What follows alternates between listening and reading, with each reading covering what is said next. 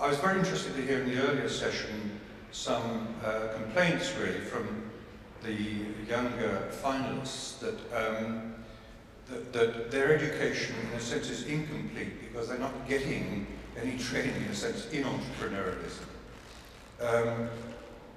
Let me ask you, did you start as an entrepreneur rather than, shall we say, a specialist in some activity or another? Or was, you know, how did you bring the two together, knowledge, ideas, and business success? Well, I started my first company at the age of 27 back in 1990. And I was an employee of Oracle at the time. And it was some sort of a spin-off of Oracle, although Oracle never invested in the company and regretted it afterwards. They helped us initially, you know, they did not go against us. They realized we could help their business, basically, and win against their competitors at the time. And my background is really a business background. I'm coming from a business school called ESSEC. And clearly at the time I graduated, there was no training whatsoever in entrepreneurship. And nowadays, there are courses on entrepreneurship. There is a chair on entrepreneurship over there. There is a venture fund. There is a seed fund over there. And so clearly, I mean, I would be graduating today. I think it would be far easier. And I think one thing which is clear, and I mentioned this, and I want to come back to my discussion with Philippe a few minutes ago.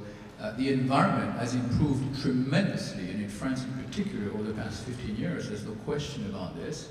But there are attempts, and we're successful at fighting those attempts, but there are attempts to basically make this environment much less compelling. And one thing which is in particular, I think, impressive over what happened over the past 50 to 20 years is that people who graduate from, you know, Ivy League universities are now interested and even incentivized to start their businesses. I mean, when I started back in 1990, even from a social standpoint, launching a company, leaving a big company to start your own business was not valued from a social standpoint, you know. My friends and families would tell me, but why are you doing this? I mean, you're crazy. You're leaving big Oracle to start your own little shop. I mean, you're never going to succeed. In fact, people around me would give me the 10 reasons why I would never succeed. And I happened to have friends in the US at the time. I had a bunch of friends there. I had lived there for a while. When I told them that I was starting a company, they were giving me the 10 reasons why I should start this company. And so that was really flabbergasting.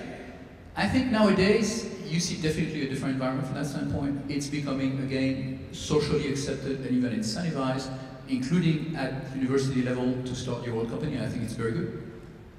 Riccardo, I mean, in Italy, are the universities consciously and deliberately stimulating entrepreneurship among their brightest graduates?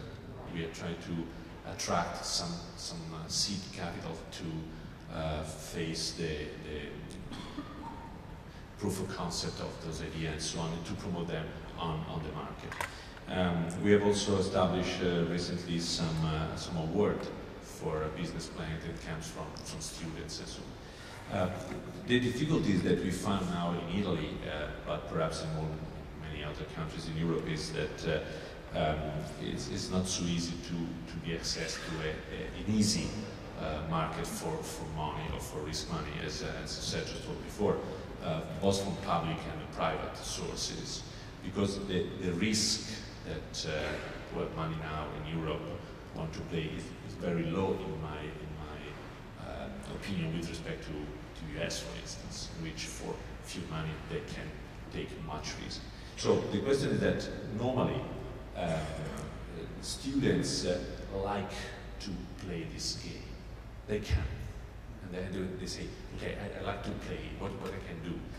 But for them it's difficult now to face the market of money.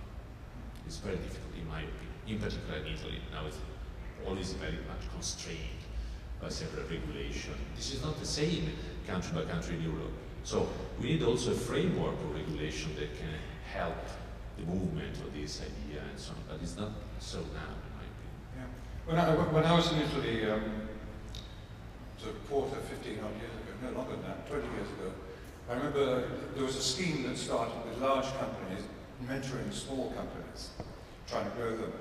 Is there any equivalent, or do you have any success stories in that area, Philippe, that indicate it's a good path to go to promote success?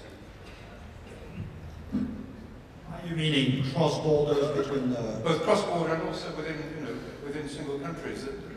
What is the role that large companies could and should take? Well, the role of larger companies should be to sit on boards of small companies, not only when they have an agreement, but as an independent board member. So, Mark, how many boards do you sit on which have no ties with Amgen? 3, that's good. But it's a rare example, because a good startup company is what?